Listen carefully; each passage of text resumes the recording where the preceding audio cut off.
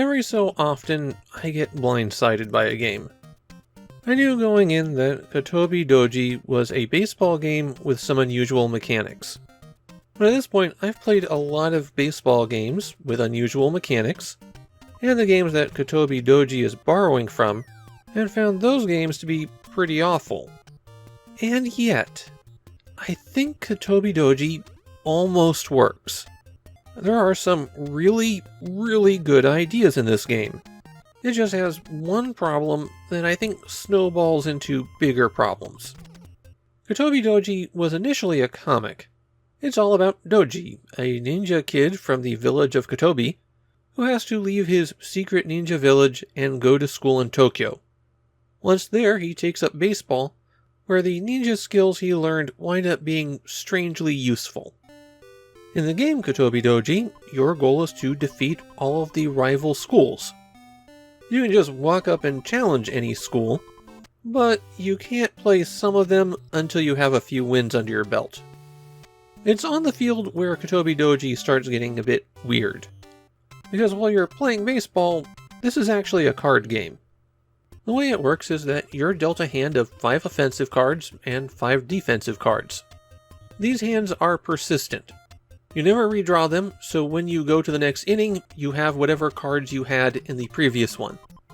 The side that's batting picks a card, and the side that's pitching picks a card, and then you compare. There are 4 dots on the card. Those represent locations where the ball can go. The defense cards have a ball to indicate where you're pitching, while the offense cards have a letter to indicate where you're going to swing.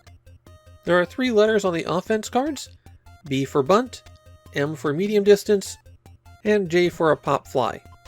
The way you resolve the results of a pitch is first you compare the pitch position to the swing position. If there's no letter matching where the ball is going, then it's a strike. If it does match, then you compare the values. For pitching, this is always in the lower right, but with batting there's 3 possibilities. There's a number in the lower left that corresponds to M, a number in the lower right that corresponds to J, and bunting never has a number. All of the numbers range from 1 to 9, and the higher numbers are rarer than the lower ones. For bunting, if you connect when there's no players on base, then you advance to first base, but if there are players on base, those players advance while you also accrue an out. With the numbers, if the defense is higher, then it's an out, if the offense is higher, then it's a hit, and if they're equal, it's a strike.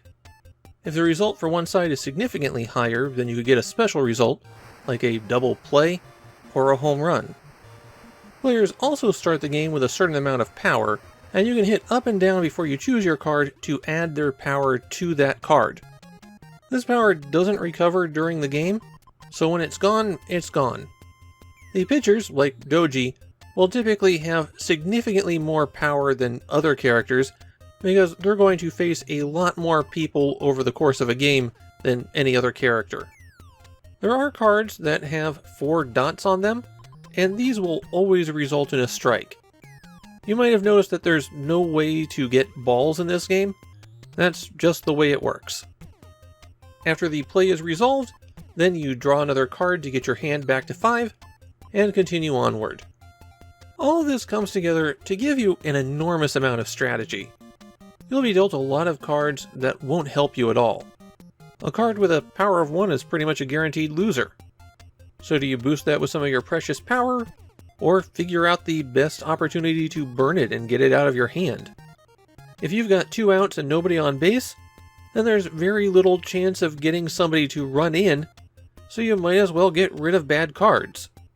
And when you're pitching, you need to get rid of those bad cards when there's no risk of getting a run batted in. There's a really good hand management game in Kattobi Douji. But then there's the problem. A significant number of your actions in this game are just going to be meaningless. Most of the time, you are trying to outguess the other player, but there's nothing to base your guesses on. The pitcher is picking one of 4 spots. Which one do you guess?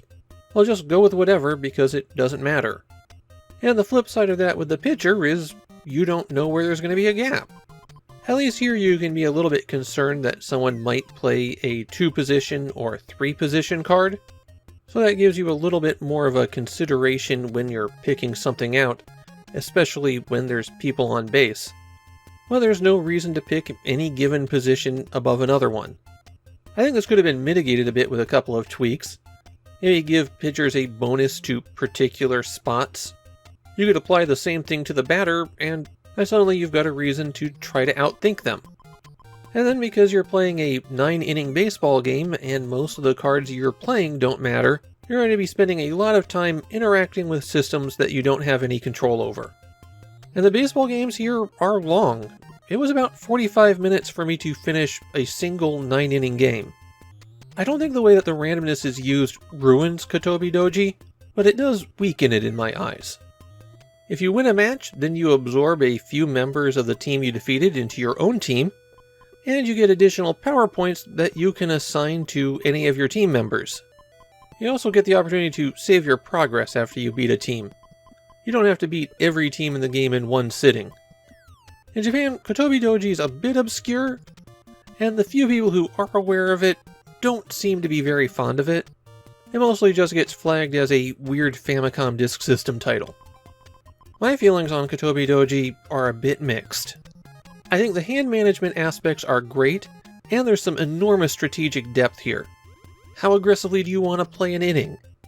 Where it breaks down is the randomness. A lot of good card game design is built around mitigating randomness, giving the players something so they can make an informed play even if the outcome is a bit random, or tools that they can apply so that the randomness doesn't affect them as much. But Kattobi Douji doesn't have any of that.